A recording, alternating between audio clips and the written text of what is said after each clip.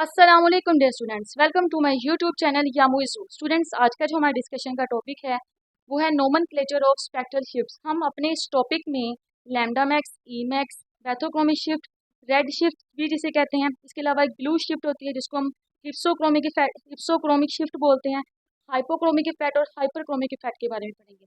इनको हम one by one discuss करेंगे। आज की वीडियो में मैंने जो कवर किया है वो है लैम्डा मैक्स, ई मैक्स और क्रोमोफोर को। इंशाल्लाह हम अपनी नेक्स्ट वीडियो में जो बाकी स्पेक्ट्रल शिफ्ट्स रह जाएंगी उनको स्टडी करेंगे। हम अपना लेक्चर स्टार्ट करते हैं। लैम्डा मैक्स क्या होती है? लैम्डा मैक्स क्या है? The wavelength eight which A compound shows maximum absorbance. यानी कि ये वो वेवलेंथ है जिस पे हमारा कंपाउंड मैक्सिमम एब्जॉर्बेंस को शो करता है।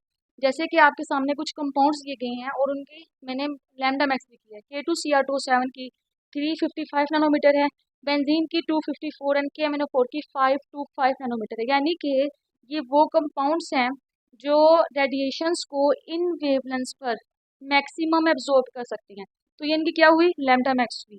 ठीक है, तो ये सब इनकी लैम्डा मैक्स है। अब आपके सामने ग्राफ आपको नजर आ रहा होगा, इसको हम स्पेक्ट्रम बोलते हैं।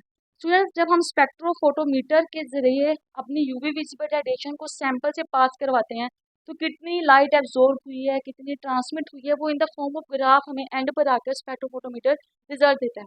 तो उस रिजल्ट को हम स्पेक्ट्रम बोलते हैं। दोबारा से बता देती हूँ, स्पेक्ट्रम बेसिकली रिजल्ट है जो हमें स्पेक्ट्रोफोटोमीटर देता है यूवी विजिबल रेडिएशंस का। तो ये हम इसको ड्रा कैसे करते हैं? इसमें हम एक्स एक्सिस के अलोंग लेते हैं अपनी वेवलेंथ को यानी लैम्डा को, और वाई एक्सिस के अलोंग लेते हैं हम अपनी एब्जॉर्बेंस को। आपके सामने मैंने कोई भी कंपाउंड सपोज कर लें, एक्स वाई जी कोई भी कंपाउंड है, उसका मैंने यहाँ पे एक स्पेक्ट्रम ड्रा किया है जिसमें आपको नजर आ रहा है एक्स एक्सिस के अलोंग मैंने वेवलेंथ को लिया है तो 300 और 400 नैनोमीटर। इस वेवलेंथ पर इसकी जो एब्जॉर्बेंस है वो आपको नजर आ रही है, वो है 1.10।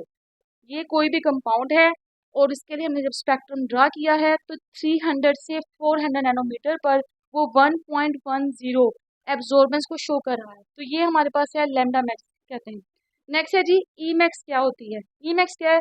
द इंटेंसिटी ऑफ लाइट और radiation absorb by a compound at lambda max. यानी कि जब कंपाउंड अपनी लैम्डा मैक्स को शो कर रहा होता है उस पर वो कितनी इंटेंसिटी ऑफ लाइट या रेडिएशन को एब्जॉर्ब करता है। इंटेंसिटी ऑफ लाइट और रेडिएशन, ठीक है, उसको जो एब्जॉर्ब करेगा ना लैम्डा मैक्स पर, उसको हम ई मैक्स कहते हैं। ठीक है जी। तो जैसे कि इसको आसान करने के लिए आपको बता देती हूँ, जैसे आपके पास लैम्डा मैक्स थी बेंजीन की 254 नैनोमीटर, तो इस लैम्डा मैक्स पर जितनी इंटेंसिटी ऑफ लाइट या रेडिएशन को वो कंपाउंड एब्जॉर्ब करेगा वो है इसकी ई मैक्स, जो कि इक्वल है 1430। यानी कि ये वो इंटेंसिटी है लाइट की या रेडिएशन की जो कंपाउंड एब्जॉर्ब करेगा अपनी लैम्डा मैक्स पर।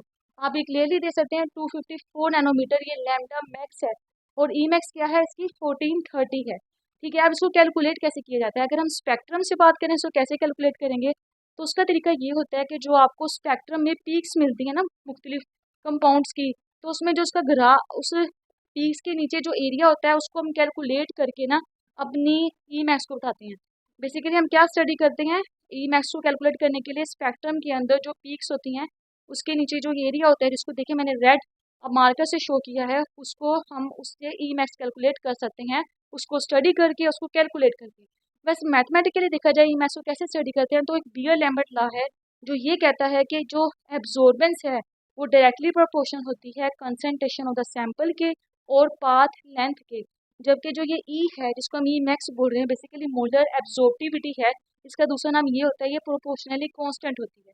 बियर लैम्बर्ट लॉ क्या होता है? स्टूडेंट्स, बियर लैम्बर्ट लॉ दो साइंटिस्ट थे जिन्होंने ये लॉ पेश किया था जो हमारे पास एब्जॉर्बेंस के बारे में बताता था कि जब भी किसी सैंपल से लाइट को पास किया जाता है तो उस वक्त जो लाइट एब्जॉर्ब होती है ना वो एब्जॉर्बेंस डायरेक्टली प्रोपोर्शनल टू होती है उस सैंपल की कंसंट्रेशन के, जिसकी एक फिक्स पाथ लेंथ है। और ये जो ई है ये बेसिकली हमारे पास प्रोपोर्शनलिटी कांस्टेंट है। ठीक है, अब यहाँ से हम ई को सेपरेट कर लेंगे और सी एल को उधर ले जाएंगे, ये डिवाइड हो जाएगा। अब हम इसके यूनिट्स निकालते हैं कि ई के यूनिट्स क्या होते हैं। आपने एक बात में गौर किया, मैंने ए के आगे 1 लिखा है और सी और एल को एज इट इज मैंने एज इट इज ही राइट कर दिया है।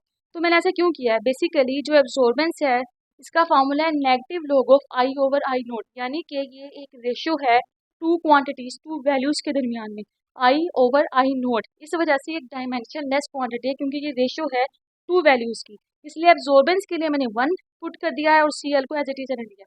अब आपको ये भी पता होगा कंसंट्रेशन का यूनिट क्या होता है? मोल पर डेसीमीटर क्यूब। और पाथ लेंथ के लिए हम क्या लेंगे, पाथ लेंथ है ना उसके लिए हम लेंगे सेंटीमीटर। अब ये बटे के नीचे है, डिवाइड हो रहा है, जब हम इसको ऊपर लेके जाएंगे तो क्या फॉर्मूला बनेगा, ई के लिए क्या यूनिट बनेंगे, पर मोल, डेसीमीटर क्यूब और पर सेंटीमीटर। क्यों, क्योंकि ये नीचे था तो सेंटीमीटर था, ऊपर जाएगा तो पर सेंटीमीटर हो जाएगा। मोल पर डेसीमीटर क्यूब था कंसंट्रेशन के लिए, डिवाइड हो रहा है, जब उसको ऊपर लेके जाएंगे तो ये हो जाएगा पर मोल डेसीमीटर क्यूब। तो ये हमारे पास ई के यूनिट्स आ जाएंगे। ठीक है, आगे है पाथ लेंथ किसे कहते हैं, ये बहुत इंपॉर्टेंट है स्टूडेंट। जब भी हम किसी सैंपल से रेडिएशंस को पास करवाते हैं तो वो जितना डिस्टेंस कवर करता है उसको हम पाथ लेंथ कहते हैं। Distance cover by radiation when passes through a sample.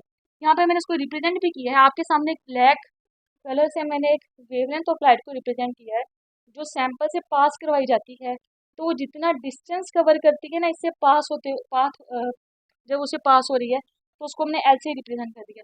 Path N को आप स्मॉल एल, कैपिटल एल किसी से भी रिप्रेजेंट कर सकते हो, लेकिन आपको पता होना जरूरी है कि ये होती क्या है। ये डिस्टेंस है, जब किसी रेडिएशन को सैंपल से पास करवाया जाता है तो वो जितना डिस्टेंस कवर करती है ना उस डिस्टेंस को हम पाथ लेंथ बोलते हैं। स्टूडेंट आगे आता है कि हमारे पास इलेक्ट्रॉनिक ट्रांजिशन, ये जो हमारे पास है ई मैक्स है, ये कौन सी इलेक्ट्रॉनिक ट्रांजिशन इजीली देती है और कौन सी इलेक्ट्रॉनिक ट्रांजिशन नहीं देती है। मेरी से प्रीवियस वीडियो में मैंने आपको बड़ा क्लियरली बताया था कि 4 टाइप की इलेक्ट्रॉनिक ट्रांजिशन होती है जब भी यूवी विजिबल रेडिएशन आकर एब्जॉर्ब होती है किसी भी सैंपल के अंदर। 4 टाइप थी, एक थी सिग्मा से सिग्मा स्टार की तरफ, एक थी एन से सिग्मा स्टार की तरफ, एक थी पाई से पाई स्टार की तरफ और एक थी एन से पाई स्टार की तरफ। इन 4 में से 2 मोस्ट कॉमन होती हैं, वो है पाई से पाई स्टार और दूसरी होती है एन से पाई स्टार। बाकी 2 कॉमन नहीं है, सिग्मा से सिग्मा स्टार और एन से सिग्मा स्टार। वो कॉमन क्यों नहीं है, हमारा स्पेक्ट्रोफोटोमीटर उनका एनालिसिस क्यों नहीं कर सकता, वो भी मैंने उसका आंसर आपको उस वीडियो में दिया था। अभी फिलहाल हम ये डिस्कस कर रहे हैं कि ई मैक्स हमारे पास कौन सी इलेक्ट्रॉनिक ट्रांजिशन शो करेगा इजीली, कौन सी नहीं करेगा, हम उसके बारे में डिस्कस कर रहे हैं। तो जो ई मैक्स, अगर आपके पास ई मैक्स यानी कि intensity of light of radiation absorb by compound at lambda max, अगर उसकी वैल्यू 10 की बात 3 से ज़्यादा है तो आपके पास अलाउड ट्रांजिशन होगी और वो होगी पाई से पाई स्टार की तरफ। ठीक है जी, और अगर आपके पास मोलर एब्जॉर्प्टिविटी ई की वैल्यू 10 की बात 3 से कम है तो उस वक्त जो आपकी ट्रांजिशन होगी वो होगी फोरबिडन ट्रांजिशन, यानी कि ये इजीली नहीं होगी, और वो होगी आपकी एन से पाई नोट सॉरी पाई स्टार की तरफ होगी। ठीक है, अब ये अलाउड ट्रांजिशन क्या है, पाई से पाई स्टार की तरफ, और फोरबिडन ट्रांजिशन क्या है, जो नहीं होगी इजीली एन से पाई स्टार की तरफ। अब ये आता है कि इसकी रीज़न क्या है कि हमारे पास वो ये वाली ट्रांजिशन शो करेगा पाई से पाई स्टार, लेकिन एन से पाई स्टार वो शो नहीं करेगा। तो स्टूडेंट इसकी रीज़न ये होती है कि जो पाई से पाई स्टार इलेक्ट्रॉनिक ट्रांजिशन होनी है उसमें ऑर्बिटल्स एक दूसरे के पैरेलल होते हैं। जब इलेक्ट्रॉनिक ट्रांजिशन होगी तो वो ऑर्बिटल्स का बेटर ओवरलैप होगा। एनर्जी का जो डिफरेंस है ना ऑर्बिटल, ये जो एनर्जी लेवल्स होते हैं आपके पास, ठीक है ना, इनके दरम्यान जो एनर्जी का डिफरेंस है वो कम हो जाएगा और हमें जो एनर्जी की रिक्वायरमेंट हो रही वो भी कम हो जाएगी। ठीक है, तो इस वजह से ये अलाउड ट्रांजिशन है। फॉरबिडन ट्रांजिशन क्या है, एन से पाई स्टार, जो कि नहीं होती, इसीलिए इसकी रीज़न ये होती है कि हमारे पास ये एक दूसरे के परपेंडिकुलर आ जाते हैं। एन से पाई स्टार परपेंडिकुलर है, उस केस में आपका जो ऑर्बिटल्स का ओवरलैप है वो प्रॉपर नहीं हो पाता है, जिसकी वजह से ट्रांजिशन आपकी फॉरबिडन हो जाती है। और इस केस में क्या होता है कि आपकी ई की वैल्यू 10 की बात 3 से कम होती है, इंटेंसिटी ऑफ रेडिएशन या लाइट कम एब्जॉर्ब होती है, यानी कि वीक आपके पास ई मैक्स है आपका वो कम आता है। जब आपके पास पाई से पाई स्टार की तरफ ट्रांजिशन हो रही है तो आपका ई मैक्स मैक्सिमम आता है, उसकी वैल्यू ज़्यादा आती है क्योंकि आपके दोनों ऑर्बिटल्स पाई और पाई स्टार एक दूसरे के पैरेलल हैं।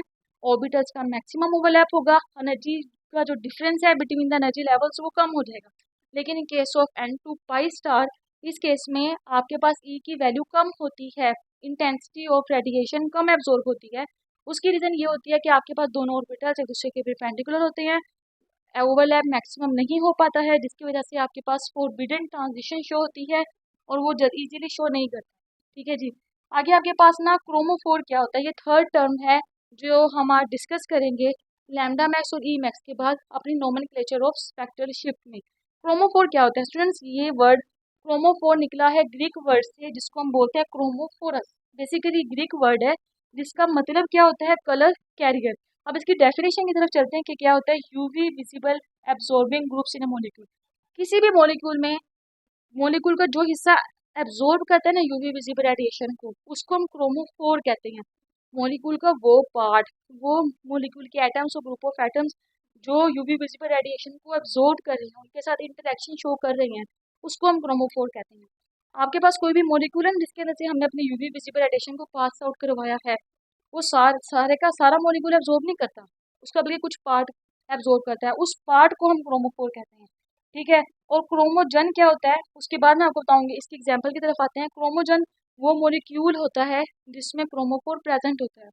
ठीक है। क्रोमोफोर क्या है? मॉलिक्यूल का वो पार्ट जिसने यूवी विजिबल रेडिएशन को एब्जॉर्ब करना है, उसके साथ इंटरेक्शन शो करना है। अब क्रोमोफोर बेसिकली पार्ट तो उसी मॉलिक्यूल का है ना, तो उस पूरे मॉलिक्यूल को एज अ होल हम क्रोमोजन बोलते हैं। इसको आप ज़्यादा क्लियरली समझ पाएंगे इस एग्जाम्पल के थ्रू। मैंने आपके सामने एग्जाम्पल ली है 1 ब्यूटीन की। ठीक है स्टूडेंट्स, इसमें जो ये मैंने आपके पास रेड मार्कर से लिखे हुए हैं 2 कार्बन 1 और ये 2, इनके दरमियान डबल बॉन्ड है। इसके दरमियान इलेक्ट्रॉनिक ट्रांजिशन होगी और वो कौन सी होगी? पाई से पाई स्टार की तरफ, जो कि अलाउड ट्रांजिशन होती है। ठीक है ना, वो पाई से पाई स्टार ट्रांजिशन यहाँ पे पॉसिबल है। वैसे तो इसमें सिग्मा से सिग्मा स्टार ट्रांजिशन पॉसिबल है, बी है। क्यों? क्योंकि इसमें सिग्मा बॉन्ड है। लेकिन हमारा स्पेक्ट्रोफोटोमीटर की ये लिमिटेशन है कि वो हाई एनर्जी चाहिए ना सिग्मा से सिग्मा स्टार की तरफ, तो वो उसको शो नहीं करता है। वो सिर्फ शो करता है पाई से पाई स्टार की तरफ जो इलेक्ट्रॉनिक ट्रांजिशन होती है वो वाली। तो यहाँ पे ये वाला हिस्सा सिर्फ 1 ब्यूटीन का, ये हमारे पास इसका क्रोमोफोर कहलाएगा। और जो बाकी ये वाला हिस्सा है बेसिकली ये है तो इसी का पार्ट ना, तो इस पूरे मॉलिक्यूल को हम कहेंगे क्रोमोजन। इस पार्ट को क्रोमोफोर कहेंगे और इस पूरे मॉलिक्यूल को क्रोमोजन कहेंगे। क्रोमोफोर क्या होता है? वो पार्ट जो यूवी विजिबल रेडिएशन को एब्जॉर्ब कर रहा है। क्रोमोजन क्या है? वो पूरा का पूरा मॉलिक्यूल जिसमें वो क्रोमोफोर प्रेजेंट है, उसे हम बोलते हैं क्रोमोजन। आगे हमारे पास क्रोमोफोर की कुछ प्रॉपर्टीज है, उसकी खसूसियात हैं, वो हम डिस्कस करते हैं। क्रोमोफोर के बाद हमारे पास कॉन्जुगेटेड पाई इलेक्ट्रॉन्स होते हैं। अब ये क्या होता है स्टूडेंट्स? कॉन्जुगेटेड सिस्टम एक ऐसा सिस्टम होता है जिसके अंदर हमारे पास alternate double and single bond होते हैं, उसे हम कहते हैं कॉन्जुगेटेड सिस्टम। ठीक है। तो इसकी पहली प्रॉपर्टी ये है कि क्रोमोफोर के पास कॉन्जुगेटेड पाई इलेक्ट्रॉन्स होते हैं। सेकंड प्रॉपर्टी ये है कि क्रोमोफोर्स हमारे पास जो होते हैं वो स्पेसिफिक वेवलेंथ ऑफ लाइट को एब्जॉर्ब करते हैं, और जो बाकी लाइट होती है उसको ट्रांसमिट कर देते हैं। एब्जॉर्ब कर रहे हैं स्पेसिफिक वेवलेंथ ऑफ लाइट को, बाकी को वो ट्रांसमिट कर रहे हैं, यानी कि वो पार्ट जिसके साथ उन्होंने इंटरेक्शन शो नहीं किया है उसको ट्रांसमिट कर दिया है, और जिसको शो उन्होंने एब्जॉर्ब कर लिया है वो उसकी एब्जॉर्बेंस को शो करेगा। ठीक है जी। तो दूसरी प्रॉपर्टी ये है। तीसरी प्रॉपर्टी है कि हमारे पास क्रोमोफोर जो most commonly electronic transition show करते हैं वो हमारे पास एन से पाई स्टार और पाई से पाई स्टार होती है। ठीक है। अब हमारे पास आते हैं कुछ एग्जाम्पल्स हैं क्रोमोफोर से रेलिवेंट है। सबसे पहले हम डिस्कस करते हैं अल्केन्स को। ये एग्जाम्पल नंबर 1 है क्रोमोफोर के लिए। ठीक है जी। तो अल्केन्स में आपको पता है क्या होता है? जैसे आपके पास इथीन है, मिथीन है, प्रोपेन है, ब्यूटेन है, इनमें सिग्मा बॉन्ड होते हैं। तो हम ये भी मैं आपको बता चुकी हूँ थोड़ी देर पहले कि 4 टाइप की इलेक्ट्रॉनिक ट्रांजिशन में से 2 टाइप की इलेक्ट्रॉनिक ट्रांजिशन ज़्यादा पॉसिबल हैं, और वो कौन सी हैं? पाई से पाई स्टार और एन से पाई स्टार। ठीक है जी। और ये प्रॉपर्टी भी है क्रोमोफोर की कि उसने शो ही ये दो करनी है। क्यों करनी है भाई? क्योंकि स्पेक्ट्रोफोटोमीटर ये ही ट्रांजिशन को ज़्यादा शो करता है, क्योंकि ये लो एनर्जी की होती है। सिग्मा से सिग्मा स्टार और एन से सिग्मा स्टार इलेक्ट्रॉनिक ट्रांजिशन जो है वो हमारे पास स्पेक्ट्रोफोटोमीटर उनका रिजल्ट शो नहीं करता है। क्यों? क्योंकि वो हाई एनर्जी चाहिए होती है उसके एनालिसिस के लिए। ठीक है। वो तभी ट्रांजिशन पॉसिबल है जब हाई एनर्जी मिलती है किसी भी सैंपल को। ठीक है।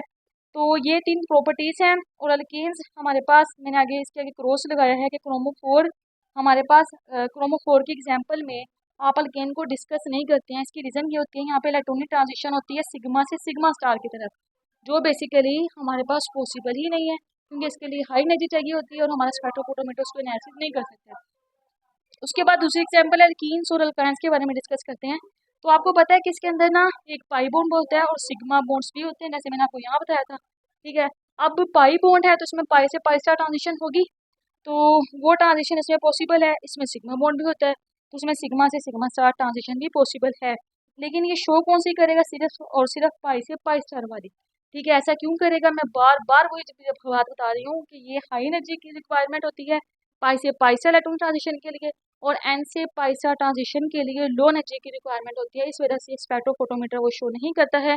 और जो हमारे क्रोमोफोर्स हैं वो भी वही कहलाएंगे जो पाई से pi star electronic transition show कर रहे हैं। इसलिए अल्केन्स हमारे पास क्रोमोफोर की कैटेगरी में नहीं आते हैं, और जो हमारे अल्कीन्स और अल्काइंस होते हैं वो हमारे पास क्रोमोफोर की कैटेगरी में आते हैं, जिसको आप इजीली अंडरस्टैंड कर सकते हैं इस एग्जाम्पल के थ्रू। अच्छा स्टूडेंट, उसके बाद हम ना कॉन्जुगेशन के बारे में डिस्कस करते हैं कि ये क्या होती है। पहले तो मैंने आपको जस्ट डेफिनेशन बताई थी ना प्रॉपर्टीज में, कि एक ऐसा सिस्टम जिसमें alternate double and single bond होते हैं। पहले डबल बॉन्ड, फिर सिंगल बॉन्ड, फिर डबल बॉन्ड और फिर सिंगल बॉन्ड। अब इसका हमारी इफेक्ट क्या होता है एब्जॉर्बेंस के ऊपर, और हमारी जो ई मैक्स है, intensity of light of radiation है, इस पर क्या इफेक्ट होता है हम ये देखेंगे। अच्छा, आप यहाँ देख रहे हैं कि जब हमारे पास ऐसा सिस्टम जिसके पास कॉन्जुगेशन होती है, वहाँ पे मैंने पहला पॉइंट लिखा है कि एनर्जी का गैप कम हो जाता है, और एज अ रिजल्ट एनर्जी की गैप कम होने की वजह से उसके अंदर एब्जॉर्बेंस एट लोंगर वेवलेंथ की तरफ होती है। ऐसा क्यों होता है ये पॉइंट आपको समझ आएगा जब मैं आपको इसको क्लियरली बताऊंगी ना, फिर आपको समझ आएगा कि हमारे पास एनर्जी का गैप क्यों कम हो गया है बिटवीन द एनर्जी लेवल्स, और उसके नतीजे में आपकी लोंगर वेवलेंथ क्यों हो गई है। स्टूडेंट्स, इसको ना हम इस डायग्राम से इजीली अंडरस्टैंड कर सकते हैं। आपको ना इसके ऊपर त्वचा करनी है। ये डायग्राम मैंने आपको कल भी सिखाई थी, आज भी सिखाती हूँ। इसमें ना मैंने आपको बॉन्डिंग, नॉन बॉन्डिंग और एंटी बॉन्डिंग मोलिकुलर ऑर्बिटल्स को उनकी एनर्जी के लिहाज से अरेंज किया है। तो ये जो सिग्मा और पाई है ये क्या कहलाते हैं, बॉन्डिंग मोलिकुलर ऑर्बिटल। और जो आपका एन है ये क्या कहलाता है, आपका नॉन बॉन्डिंग मोलिकुलर ऑर्बिटल। बाकी जो पाई स्टार और सिग्मा स्टार है ये आपकी एंटी बॉन्डिंग मोलिकुलर ऑर्बिटल कहलाती है। और जब लाइट आके पड़ती है किसी भी सैंपल के ऊपर, वो उसको एब्जॉर्ब करता है, इंटरेक्शन होता है, तो वो लोअर एनर्जी लेवल से हाई एनर्जी लेवल की तरफ मूव कर जाता है। जैसे कि आप देख रहे हैं, पाई से पाई स्टार की तरफ इलेक्ट्रॉन मूव करेगा, और यहाँ पे एन से पाई स्टार की तरफ इलेक्ट्रॉन मूव करेगा। ठीक है, अब ये मैंने आपको एनर्जी डायग्राम समझाई। ठीक है, अब हमारे पास ना ये इलेक्ट्रॉनिक ट्रांजिशन होने के लिए पाई से पाई स्टार है या एन से पाई स्टार है, इस तरह की इलेक्ट्रॉनिक ट्रांजिशन होने के लिए ये ज़रूरी है कि जो फोटोन ऑफ लाइट, जो यूवी विजिबल रेडिएशन का फोटोन ऑफ लाइट उस सैंपल के साथ आके टकरा रहा है, उसकी एनर्जी, ये जो हमारे पास एनर्जी लेवल्स हैं जिनके दरमियान इलेक्ट्रॉनिक ट्रांजिशन होनी है, उसके इक्वल होनी चाहिए। यानी कि आने वाले फोटोन की एनर्जी इन एनर्जी लेवल्स के एनर्जी के डिफरेंस के इक्वल होनी चाहिए। डेल ई के इक्वल होने चाहिए आने वाले फोटोन की एनर्जी। डेल ई किसके इक्वल है, E2 - E1, यानी कि ये आपको शो कर रहा है आपका जो हाई एनर्जी लेवल है और जो आपका लो एनर्जी लेवल है। E2 हाइयर है, E1 लोअर है। लोअर से हाइयर की तरफ जाएगा ना इलेक्ट्रॉन, तो उसके लिए क्या जरूरी है, आने वाले फोटोन की एनर्जी इन एनर्जी लेवल के डिफरेंस के इक्वल हो। ठीक है, उस वक्त होगा। अच्छा, जब हमारे पास ऐसा होगा, ठीक है, तो हमारे पास जब ये उसकी एनर्जी इक्वल हो जाएगी आने वाले फोटोन की एनर्जी लेवल्स के डिफरेंस ऑफ एनर्जी लेवल के, तो एज अ रिजल्ट आपके पास इलेक्ट्रॉनिक ट्रांजिशन पॉसिबल हो जाएगी। अब हम आते हैं अपने कॉन्जुगेशन की तरफ। ठीक है, तो कॉन्जुगेशन क्या कहती है, alternate double and single bond होते हैं। कॉन्जुगेशन की वजह से ना जब ऐसा होता है alternate double and single bond, double bond फिर सिंगल बॉन्ड फिर डबल बॉन्ड फिर सिंगल बॉन्ड, हमारे पास जो अटॉमिक ऑर्बिटल्स होते हैं ना कॉन्जुगेटेड मॉलिक्यूल्स के अंदर, ऐसा होता है वो आपस में ओवरलैप करते हैं और नए बॉन्डिंग और एंटी नॉन बॉन्डिंग और एंटी बॉन्डिंग मोलिकुलर ऑर्बिटल बनते हैं। मैं दोबारा से अपना पॉइंट रिपीट कर देती हूँ। कॉन्जुगेटेड मॉलिक्यूल्स में एटॉमिक ऑर्बिटल जो एक दूसरे के नेबर में होते हैं वो आपस में ओवरलैप करते हैं और नई बॉन्डिंग और एंटी बॉन्डिंग मोलिकुलर ऑर्बिटल्स बनाते हैं। ठीक है, एक बात ये, और दूसरी बात ये है कि कॉन्जुगेटेड सिस्टम में इस ऑर्बिटल्स के ओवरलैप की वजह से हमारे पास ये जो एनर्जी का गैप होता है ना इन एनर्जी लेवल्स के दरमियान, वो कम हो जाता है। इस बात को गौर करें, सारी जो बात मैंने पीछे आपको की थी वो इससे रेलिवेंट है। आपका जो एनर्जी का गैप है वो कम हो जाएगा कॉन्जुगेटेड सिस्टम में। क्यों? क्योंकि आपके एटॉमिक ऑर्बिटल्स आपस में एक दूसरे से ओवरलैप कर रहे हैं। जब वो एनर्जी का डिफरेंस कम हो जाएगा, यानी कि ये जो डिफरेंस है एनर्जी का जिनके दरमियान इलेक्ट्रॉनिक ट्रांजिशन होनी है ये कम हो जाएगा। तो इसका क्या मतलब है कि जो आपको फोटोन देना पड़ेगा ना यूवी विजिबल रेडिएशन को सैंपल पे सब्ट्रैक्ट करने के लिए, वो कम देना पड़ेगी। क्यों? क्योंकि हमारे पास मैंने आपको बताया ना कि उसके आने वाले फोटोन की एनर्जी हमारे पास जिन एनर्जी लेवल्स के दरमियान इलेक्ट्रॉनिक ट्रांजिशन होनी है उसके एनर्जी डिफरेंस के इक्वल होना चाहिए, है ना। तो जब वो एनर्जी डिफरेंस आपका कम हो गया है तो इसका मतलब ये है कि आपको जो photon of UV visible radiation है वो भी कम देना पड़ेगा, कम एनर्जी का देना पड़ेगा। कम एनर्जी के देने का क्या मतलब है कि आपकी लैम्डा मैक्स इंक्रीज हो जाएगी। क्यों? क्योंकि एनर्जी का और वेवलेंथ का, लैम्डा का आपस में इनवर्स रिलेशन होता है। जब एनर्जी आपको कम देना पड़ेगी, एनर्जी आप कम क्यों दे रहे हैं वो मैं बता चुकी हूँ। ठीक है, एनर्जी जब आपको कम देना पड़ेगी उस फोटोन ऑफ लाइट की, आपकी जो वेवलेंथ है वो ज़्यादा हो जाएगी। यानी कि अब आपको एक ऐसा फोटोन सैंपल पे से ट्राई करना पड़ेगा जिसकी एनर्जी कम हो और उसकी वेवलेंथ ज़्यादा हो। तो एज अ रिजल्ट क्या होगा कि आपके पास जो एब्जॉर्बेंस होगी वो लॉन्गर वेवलेंथ वाले फोटोन की होगी। Absorbance at longer wavelength occur होगी in case of conjugated molecules। इस वजह से मैंने यहाँ पे लिखा है कि एनर्जी का gap in case of conjugation कम हो जाएगा, ऐसा result absorbance at longer wavelength होगी। मैं उम्मीद करती हूँ आपको अच्छे से समझ आ चुका होगा, क्योंकि मैंने इसको बहुत ही ज़्यादा क्लियरली आपको और डिटेल से बताया। ठीक है, उसके बाद ये आपके पास पॉइंट है कि कॉन्जुगेशन से आपको एक विजिबल स्पेक्ट्रम मिलता है। स्टूडेंट्स आपने ना एक पढ़ा होगा violet, indigo, blue, green, orange, yellow और रेड। ये जैसे मैंने आपको कलर्स के नेम बताए हैं, इनकी वेवलेंथ भी ऐसे ही इंक्रीज होती जाती है। मैं यहाँ पे आपको लिख देती हूँ। ये आपके पास होता है विबग्योर, ये इसकी शॉर्ट फॉर्म है VIP GY O और R। जब हम लेफ्ट से राइट की तरफ मूव करते हैं ना, तो आपकी वेवलेंथ इंक्रीज होती जाती है। वेवलेंथ आपकी लेफ्ट से राइट की तरफ क्या हो रही है, इंक्रीज कर रही है। आपके पास V क्या है, वोयलेट, I for Indigo, blue B से ब्लू, और G फॉर ग्रीन कलर, और ये येलो, ऑरेंज और रेड। आप लेफ्ट टू राइट मूव कर रहे हैं तो आप देख रहे हैं कि आपकी लैम्डा मैक्स इंक्रीज हो रही है। लैम्डा मैक्स का लैम्डा और ई का ताल्लुक क्या होता है, इनवर्स है। तो इस केस में आपकी जो एनर्जी होगी वो लेफ्ट टू राइट मूव करते हुए कम होती जाएगी। ठीक है, अब आपके पास मैंने आपको क्या बताया कि जब आपकी एनर्जी कम हो रही है, लैम्डा इंक्रीज हो रही है इन केस ऑफ कंजुगेटेड सिस्टम। ठीक है, तो लैम्डा के इंक्रीज होने का मतलब क्या है कि आपका स्पेक्ट्रम कलर शो करने लग गया है। और वो कलर रेड भी हो सकता है, ऑरेंज भी और येलो। येलो भी क्यों, क्योंकि उसकी लैम्डा मैक्स इंक्रीज हो गई है। रेड की वेवलेंथ सबसे ज़्यादा है। ठीक है, आपके कंजुगेटेड सिस्टम जो है, जितनी ज़्यादा किसी भी मॉलिक्यूल में कंजुगेशन होगी, वो हमारा स्पेक्ट्रम उतने ही ज़्यादा visible spectrum, visible colour show करेगा। ठीक है जी। उसके बाद हमारे पास आ जाते हैं कार्बोनाइल्स। कार्बोनाइल्स क्या होता है, कार्बन डबल बॉन्डेड है विद हाइड्रोजन के साथ। इससे आप अच्छे तरीके से गा होंगे, एल्डिहाइड कीटोन्स हैं, कार्बोक्सिलिक एसिड्स है, उसमें आपका कार्बोनाइल ग्रुप प्रेजेंट होता है। यहाँ हमने जिस चीज़ पे फोकस करना है वो सिर्फ कार्बोनाइल ग्रुप है, कार्बन डबल बॉन्डेड है विद ऑक्सीजन के साथ। इस केस में ऑक्सीजन ने 2 बॉन्ड बनाए हुए हैं कार्बन के साथ, और इस पर 2 लोन पेयर भी मौजूद है। ठीक है, तो इसका मतलब क्या हुआ है, कितनी टाइप के इलेक्ट्रॉन ट्रांजिशन को शो कर सकता है, 2 टाइप को मोस्ट कॉमनली शो करेगा, और जो बाकी 2 हैं सिग्मा से सिग्मा स्टार और एन से सिग्मा स्टार, वो शो नहीं